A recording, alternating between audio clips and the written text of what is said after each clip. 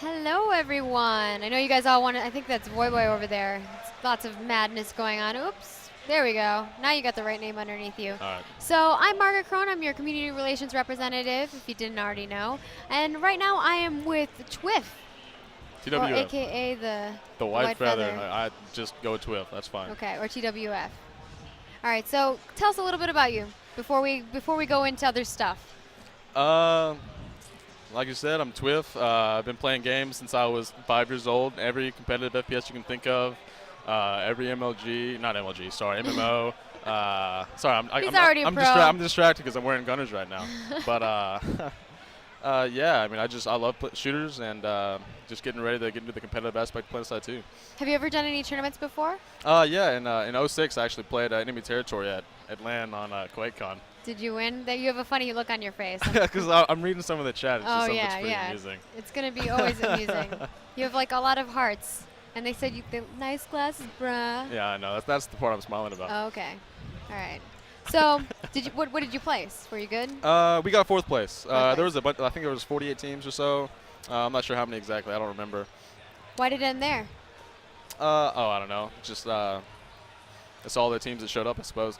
But yeah, all the European teams came, and Europeans always have a really strong showing in games like that.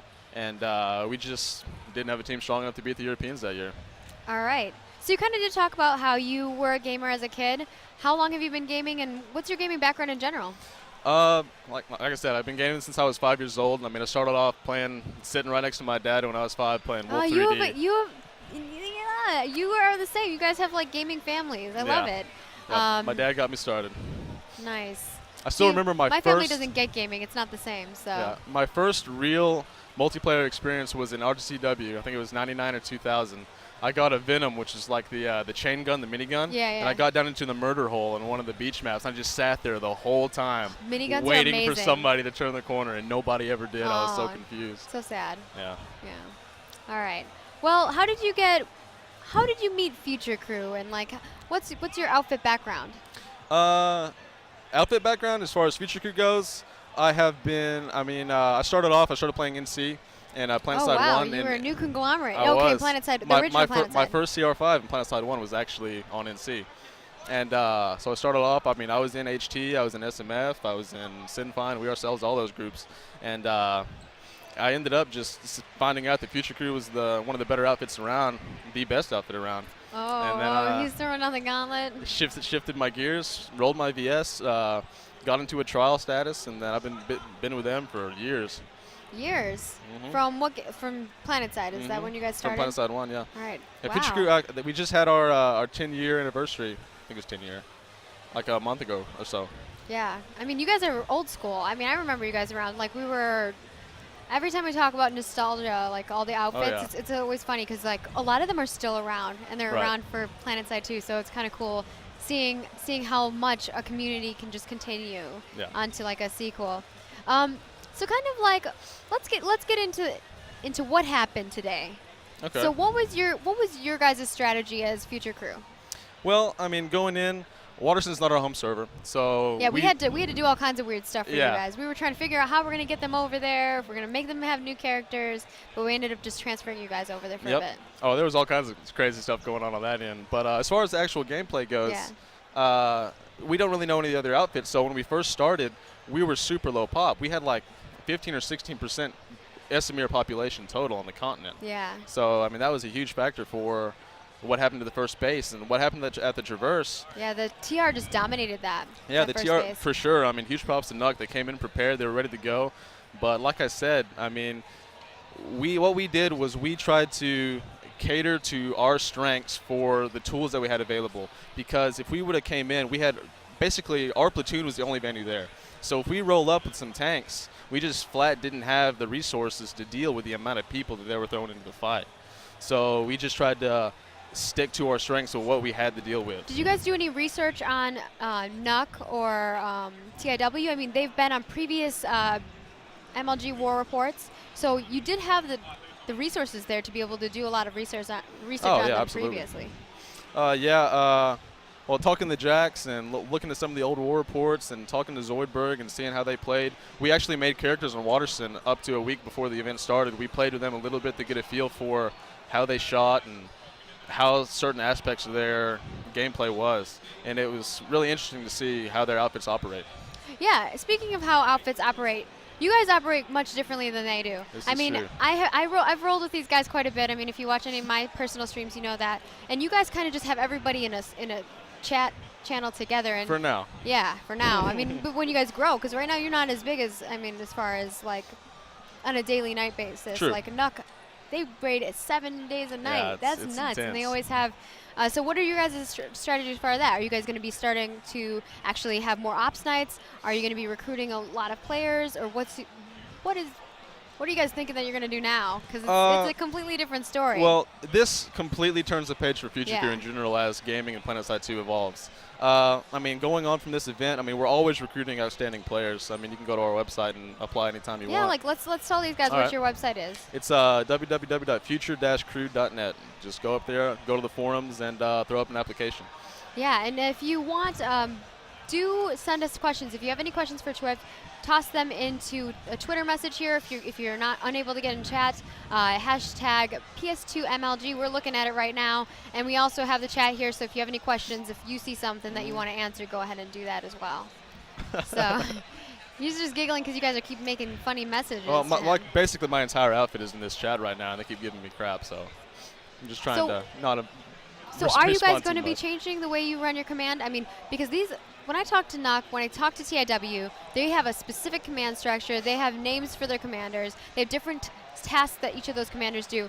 How do you guys separate yourselves from that? Like, what do you guys do as far as setting up your outfit? Who's the leader? Who's the squad leader? How do those things work for you guys? As it stands right now, we have a very dynamic sort of strategy because we have so many people that have played together for such a long period of time that whenever we drop on a base, we kind of just have a general feel for how the fight's going to flow for our outfit, and it works almost all the time. Yeah. But when you run up against an outfit that's as coordinated as the guys we played today, then it just causes a forced shift. And we actually. Did you feel like you were at a disadvantage as far as that goes, just because they did have the experience of running their platoons and squads that way?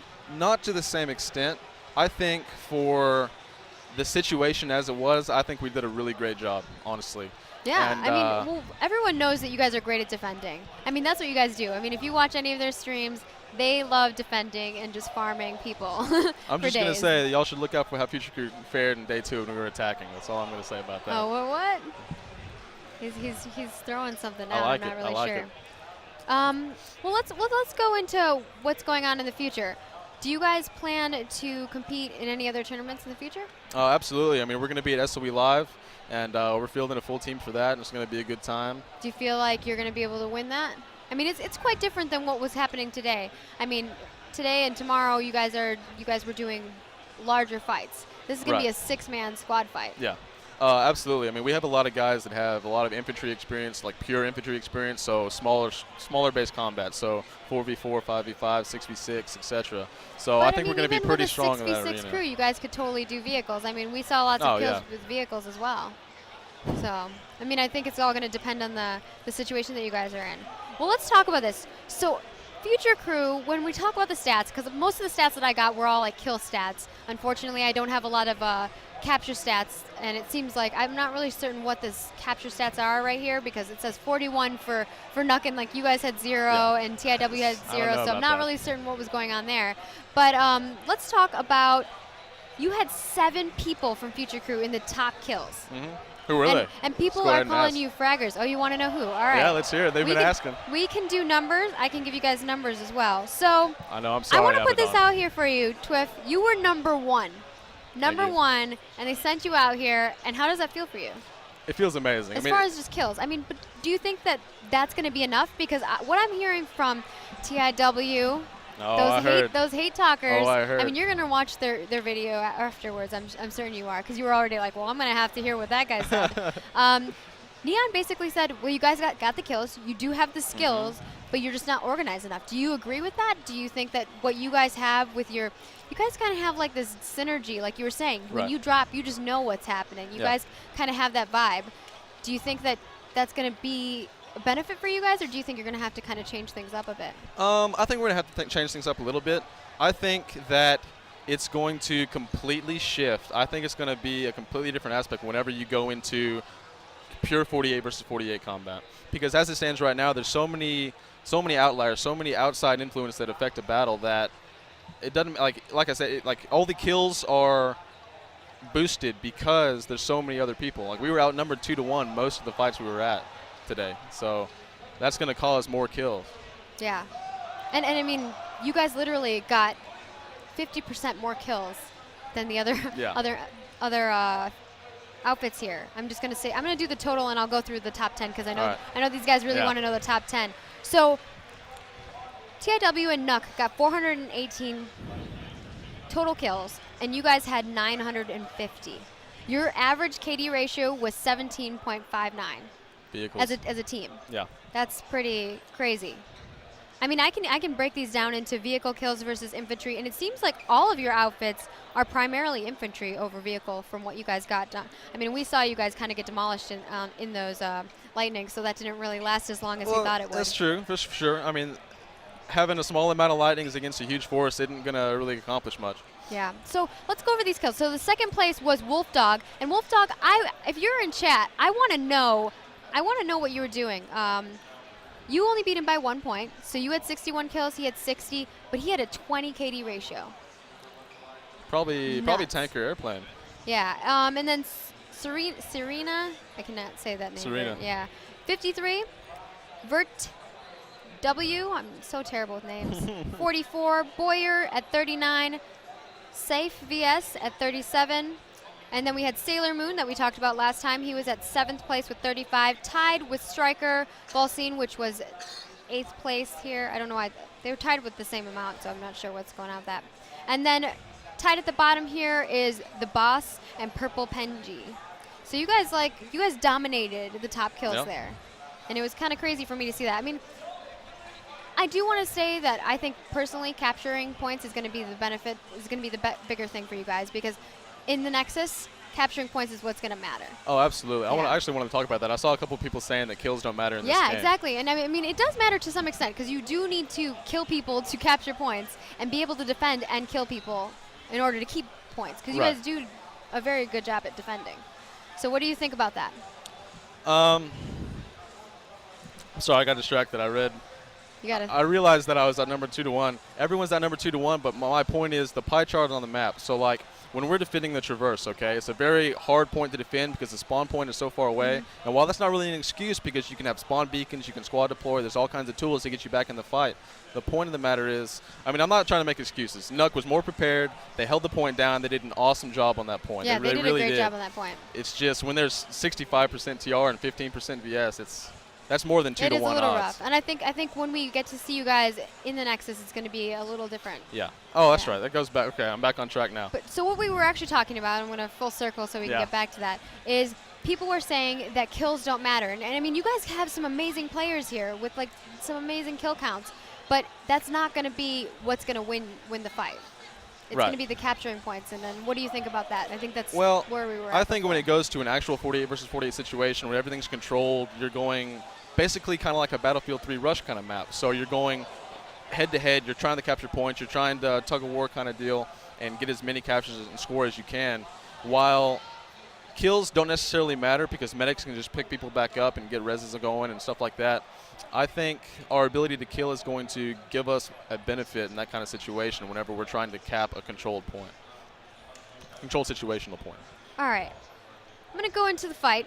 So we talked quite a bit about the stats. We talked quite a bit about like your guys' strategy and whatnot. So you guys were pretty high. I mean, like as far as like basically TIW had the lowest pop. They had 44 guys. Nuck had 55 and you had 54. So as far as numbers that way, you guys were pretty even.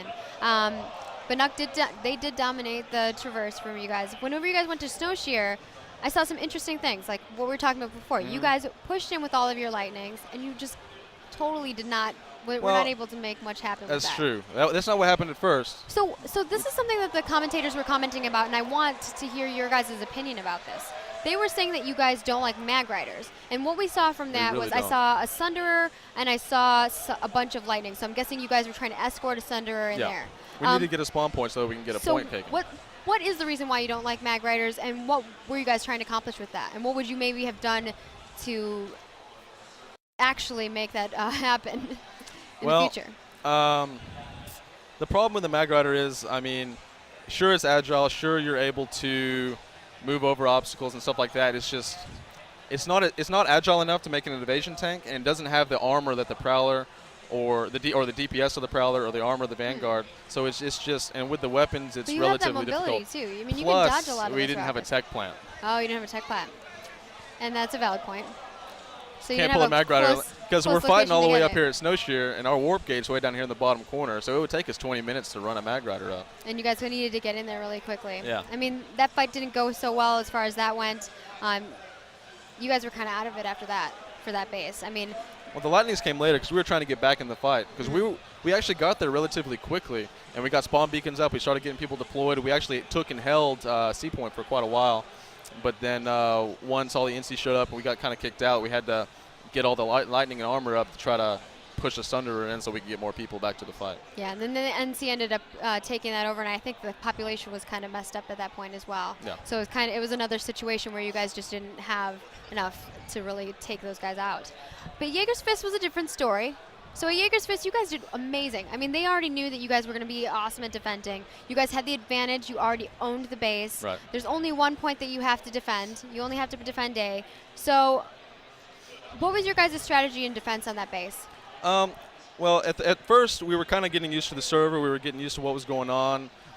Before the Jaeger's Fist fight happened, we actually got in contact. I want to do a shout out. I think it was VDRS that helped us out. But we actually got some other brand new support from on the continent, and we set up. And I was talking to Shock, who's leading the platoon. I was leading Alpha Squad, and we got it going so that we set it up. We had a squad running bursters. We had people on. Yeah, I saw the bursters. We had guys on all the ridges, so we were covering all approaches to the base. And we were much more organized and goal-focused when we came to Jaeger's Fist, and we really were able to show what Future can do. Yeah, and it showed. I mean, originally when we first looked at it, we were a little worried because we saw that you guys, we were like, they got to get there fast to defend because everyone's rushing to that base. But you guys were able to get there quickly. I mean, I know you guys are all about getting to places, locations as fast as possible. You're like, all right, get here, and everyone's redeploying and going. Said it once. What? Oh, sorry, What happened? Keep calling them BDRS. Oh, that's not very nice. See, I say things backwards sometimes too. It's all good. But yeah, you guys had the AA, and they were unable to get any of those galaxies in. Really, they did try to do a couple little drops here, but it didn't really accomplish much. You guys defended. You were able to keep A, and you really didn't have a fight there. Nope. So I think it might have flipped maybe one time for a couple of seconds, and then it was done. So were you guys at all worried about those dummy galaxies at all, and those galaxies full of guys? Or were you just like, no sweat, we got it? Really, we weren't worried about the galaxies all that much. We had enough anti-air up. The NC and the TR both threw galaxies at you. Yeah, we had enough anti-air up. I mean, it was really awesome. Y'all saw it. I was there looking up. I mean, seeing the galaxies flying in and just watching. It looked a little scary. I was like, what's going to happen? Yeah. One of my favorite moments, though, was seeing a 12 out of 12 galaxy get demolished. They all bail out. I see all the guys fall into the snow. And me and a couple of guys, I think there was a Lightning too, crest this hill and see all these TR running across the plane. We just mow them all down. It was awesome. Yeah, it was pretty cool. It was a great last fight, and I'm really excited to see what happens tomorrow. Everyone keeps alluding to things that have happened, and I don't know what's going to happen, so I'm going to have to check that out. Do you have any final things that you want to mention and talk about? Well, first off, I want to change VDRS to VREV because they were actually the ones that helped us. I apologize for that. Okay, yeah. And VREV's been really well known on the War Report. They've been playing a lot, so. Yeah, like I said, first visit to Waterson, so we don't really know all that much. We had enough time to do some more scouting than we actually put in, but that's our fault. Something we're going to have to change in the future when it comes to MLG events, for sure. Got anything else, or are you pretty good? Do a shout out to all my boys in Future Crew. I want to shamelessly plug my stream. I stream all the time. It's twitch.tv/DTWF. Go check it out. I have all kinds of highlight videos up. I stream all the time. Yeah. Just going to keep doing that whenever I get home. Awesome. Aww. That was for Boss. What's up with that? They always want you to blow kisses. I Boss, see you blowing kisses Boss is everywhere. a big fan. Okay. All right. Well, thank you so much for joining me today. I'm going to put your Twitter out into the chat. Can I answer some questions? You want to answer some questions? Yeah. All right. I've been asking you guys to send questions to PS2 MLG, so we got to kind of wrap this up because we have some other things that are happening. But we'll bring you back on maybe in the future. So. Okay. Yeah. All right, thank you guys so much for watching, and we will be back in a moment with some ReachCast show action. We're going to be talking about the Nexus, I'm certain, and a little bit about the Game Update 11. So we'll see you guys later. And don't forget to follow TwF. That's right.